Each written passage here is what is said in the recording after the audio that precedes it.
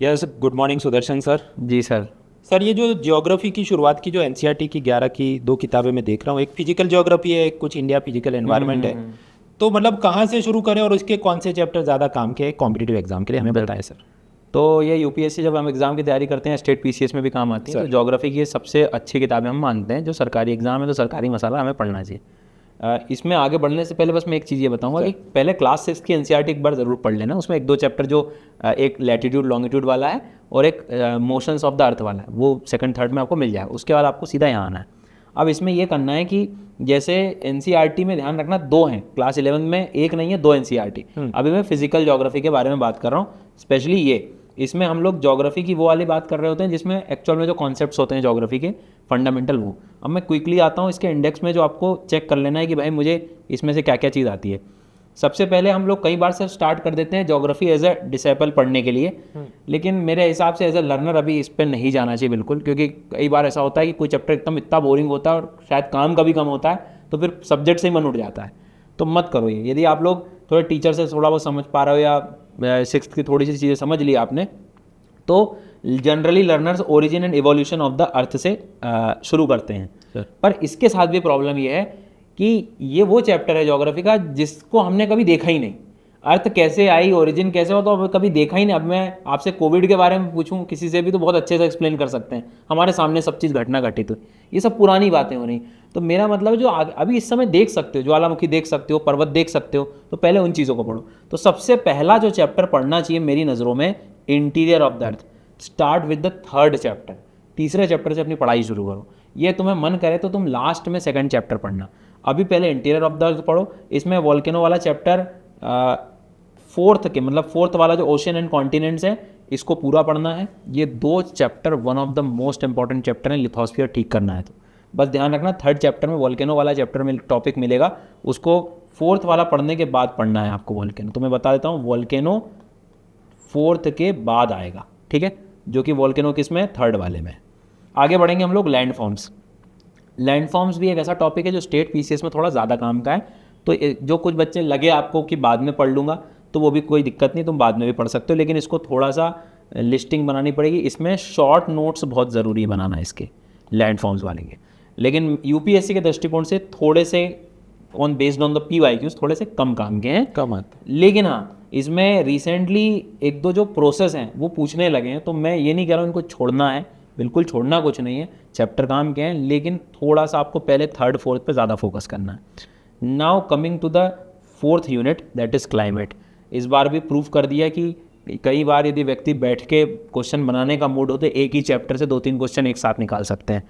सो सबसे पहले composition and structure of atmosphere, एक एक लाइन काम की है। एक एक लाइन मतलब एक एक लाइन काम की है, ठीक है। इसमें सोलर रेडिएशन, टेम्परेचर, ये चैप्टर समझ में बहुत आसानी से आ जाएगा सर। तो इसको ऊपर ऊपर ना पढ़ें, उसमें रीज़न ढूंढने की कोशिश करें। फिर ये अगला वाला जो है वाटर इन द एटमॉस्फेयर, इसको डायरेक्ट मत पढ़ना। ऑफ कोर्स ये सीक्वेंस सही है, 9वें वाले में विंड सिस्टम पढ़ना होगा, तो 9वां 10वां 11वां ये पूरी यूनिट काम की है। और सबसे ज़्यादा पोर्शन हम देखेंगे पीवाईक्यूज़ में तो क्लाइमेटोलॉजी वाले सेक्शन से बहुत आया है।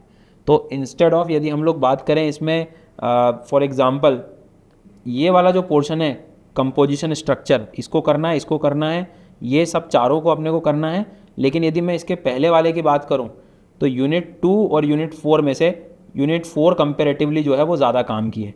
सो इस चीज़ को आपको जो है थोड़ा ध्यान रखना है। नेक्स्ट वन आता है हमारा ओशियंस वाला, तो इसमें याद रखना वाटर और ये दोनों हमें को अच्छे से याद करना है। टाइड्स वाला चैप्टर है वो भी कवर कर लेना।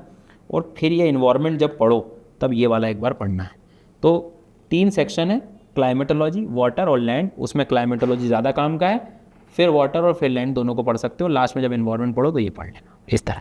सर एक दो मेरे सवाल हैं। हाँ। ये तो इंग्लिश में पढ़े तो आसानी से समझ आता है, हिंदी तो इतनी क्लिष्ट और जटिल है कि उतरता ही नहीं दिमाग में। तो what to observe and recommend. Hindi जब पढ़ेंगे तो हिंदी समझ आएगी, बस सब्जेक्ट नहीं आएगा। हाँ वही तकलीफ है। तो उसका यही तरीका है कि जो मेरे या तो फ्री सेशंस में इसीलिए लेता हूँ कि कोई भी एक नया लर्नर भी है ना, तो शाम को 7 बजे जो अनअकैडमी पे फ्री क्लास होती है उसमें सीरीज़ चलती है मेरी, तो आप उसका सपोर्ट लो। मतलब उसमें कोई फ्री सेशन मतलब फ्री है, वो कोई तुम्हें पैसा नहीं देना है उसमें, बस ऐप डाउनलोड ही करना होगा अपना, या तुम वेबसाइट पे भी जाके मेरी प्रोफाइल सर्च करो, उसमें मिल जाएगा, वहाँ से भी आप पढ़ सकते हो। उसके बाद आप एनसीईआरटी पढ़े तो समझ में जाए, क्योंकि मैंने कीवर्ड्स वगैरह सब अच्छे समझाती है। दूसरा मेरा प्रश्न है सर कि ज्योग्राफी, एनवायरनमेंट, एग्रीकल्चर, तो जीएस प्रीलिम पेपर 1 जो 100 क्वेश्चन है उसमें 1/4 करीब ये सब होता है। बिल्कुल। तो इसमें से कितने परसेंटेज तक एनसीईआरटी हमें मदद करती है या उसके ऊपर भी कितना और पढ़ना पड़ेगा? एनसीईआरटी सर 2 तरीके से मदद करती है। एक तो कम से कम 30-40% के आसपास क्वेश्चन डायरेक्ट आ जाते हैं, लेकिन वो बाकी का जो 50-60% है मेंस के लेवल पे भी, उसको समझने के लिए एनसीईआरटी में मदद करेगी। तो मैं ये नहीं कहूँगा कि सिर्फ सारा एनसीईआरटी से आ जाएगा, बट आपको एक्स्ट्रा थोड़ा पढ़ना पड़ेगा, न्यूज़पेपर और डिजास्टर मैनेजमेंट इस तरह पर जाना है तो थोड़ा डिटेल को अच्छे से कवर करना। अच्छा सर, इसी के फॉलोअप में एक प्रश्न है, यूट्यूब पर आप जानते हैं आजकल चिकनी चुपड़ी बातें करने वाले बहुत आ गए हैं, उनका एक कहना बस एनसीईआरटी से ही हो गया प्रीलिम्स और मेंस सब कुछ। नहीं वो तो मेंस नहीं होगा। वो कैसी बात है? आप नहीं सर, वो प्रीलिम्स के नाम पे ये ज़रूर मैं कह सकता हूँ कि थोड़ा सपोर्ट हो जाएगा, लेकिन वो भी आधा, क्योंकि मैप जहाँ जुड़ गया तो मैपिंग फिर कैसे बनेगी, इसमें तो मैप इतना दिया नहीं है। उसके बाद में कॉन्सेप्चुअल क्लैरिटी यदि इसमें नहीं हुई तो वो भी एनसीईआरटी खराब हो गई। एक मोमेंट पे मैं एनसीईआरटी इंपॉर्टेंट मान रहा हूँ, लेकिन मुझे एज अ लर्नर वो याद हो रही कि नहीं, समझ में आ रही कि नहीं तो वो मेरे लिए ज़ीरो है फिर तो इस बात का हमें ध्यान रखना पड़ेगा। इसलिए आप लोग थोड़ा कॉम्प्रिहेंसिव तरीके पर पढ़ने पर भी फोकस करना होगा। सर आपने बताया NCERT is helpful and I agree with that, but उसके बियॉन्ड भी जो क्वेश्चन आते हैं और मीन्स के अंदर भी काफ़ी सब कंटेम्परेरी और करंट इश्यूज़ के हिसाब से ज्योग्राफी हो, एनवायरनमेंट हो, एग्रीकल्चर पूछा जाता है। So what is the way forward कि एक गिवन टाइम लिमिट के अंदर सिस्टमेटिकली चीज़ों को कवर करने के लिए? तो सर सही बात है, आजकल अभी आप किसी से पूछोगे कि अरे सारी चीज़ें फ्री में अवेलेबल हैं, यूट्यूब में अवेलेबल है, वो मैं मान रहा हूँ कि 20-30-40% काम कर सकते हैं, पर एग्ज़ाम तो आपको पूरा अच्छे से ही करना पड़ेगा। उसकी तैयारी तो आपको कॉम्प्रिहेंसिव तैयारी तो करनी पड़ेगी, और उसके लिए आप कोई भी एजुकेटर के साथ कनेक्ट हो सकते हैं। और यदि आप मेरे से पढ़ना चाह रहे हैं तो अनअकैडमी पर मैं आपको पूरा ज्योग्राफी, एनवायरनमेंट और डिजास्टर मैनेजमेंट प्रीलिम्स और मेंस कॉम्प्रिहेंसिव तरीके से प्रॉपर नोट्स, ऐसे भी कि हैंडआउट्स, PYQs। अब एक टॉपिक के 10 आयाम होते हैं, वो तुम्हें नहीं ढूंढने, वो मैंने ढूंढ के रख लिए हैं। तुम आओ, पढ़ो, अपना समय वैसे ही कीमती है, उस पर काम करो और उसी को अच्छे से याद करो। तो आपकी आधी मेहनत से ज़्यादा मतलब सिर्फ आपको आपका ही काम करना है, दैट इज़ पढ़ना। ये ढूंढना इधर उधर से सर यूट्यूब पे भी डायरेक्ट नहीं मिल जाएगा। मुझे कीवर्ड सही सर्च करना आना चाहिए कि मतलब मुझे क्या पढ़ना है। वो इतना फैला हुआ है और 10 चीज़ें इधर और आ रही क्लिक बेट, तो वो आपका काम मतलब समय ख़राब कर देगा। तो एक्चुअल में जो लर्नर जिसे पता है कि टाइम नहीं है, क्विकली चीज़ें करनी है और मैं सक्षम हूँ चीज़ों को लेके, तो आपको तुरंत निर्णय लेना चाहिए। और यहाँ पर अनअकैडमी पर जो मंजिल बैच है ये बायलिंगुअल, जिसमें मृणाल सर भी इकोनॉमी के साथ मिलते हैं, प्रतीक सर भी हैं हिस्ट्री, मतलब सारे subject expert, Siddharth sir polity में, ज्योग्राफी, एनवायरनमेंट, डिजास्टर में। तो यहाँ कोई एक व्यक्ति सब कुछ नहीं करा रहा या एक व्यक्ति के भरोसे ही नहीं अपने को जीना है। यहाँ आपको एज अ टीम देख रहे हैं कि आपको टीम मेहनत कर रही है आपके साथ।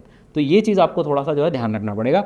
ऐसे इंग्लिश मीडियम से यदि मान लो आप ऐसे क्षेत्र से हैं भारत के कि जहाँ हिंदी भाषा नहीं इतनी हमने को मान लो समझ में आ पा रही, तो प्रॉपर एक इंग्लिश बैच भी है जहाँ से एटलीस्ट आप जो टॉप एजुकेटर वो मिल जाएंगे। प्योर हिंदी भाषा में चाहिए कि कंटेंट भी हमें वो चाहिए, शब्दावलियाँ भी सारी चीज़ें, तो उनके लिए भी बैचेस अवेलेबल हैं। और ये बैच जो है प्रीलिम्स मेंस पूरी प्रिपरेशन आपको करा के दे रहे हैं। और सबसे इंटरेस्टिंग बात बताना चाहूँगा, मैं यदि बाहर बड़े शहरों में जाऊँ जो पहले से चला आ रहा है कि वहीं जाके तैयारी होगी, तो ऐसा तो नहीं है। मेरा उन सभी से लोगों से सवाल है कि कोविड के टाइम पे क्या सिलेक्शन नहीं हुआ था क्या? उस समय तो कोई ज़्यादा दिल्ली और सब इंस्टीट्यूशन सब बंद हो गए थे, तो उस समय भी तो, और वो उन सवाल उनके लिए भी मैं पूछना चाहूँगा कि जो कहते हैं यार ये ऑनलाइन जो है उससे नहीं होता सिलेक्शन, आप इस बार का रिजल्ट देखिए, आप कोविड के टाइम का रिजल्ट देखिए, कहाँ से आए रैंकर्स। तो कहने का मेरा मतलब है कि ये जब हम बाहर बड़े शहरों में जाते हैं तो इतना ज़्यादा पैसा, रहने का अलग खर्चा, फिर खाने का खर्चा, ये वो अलग तनाव, मकान मालिक ने मेरा किराया नहीं दिया, बहुत सारी चीज़ों में लग जाते हैं, पढ़ाई छूट के बाकी सारे काम, फिर लाइब्रेरी अलग ज्वाइन करनी है।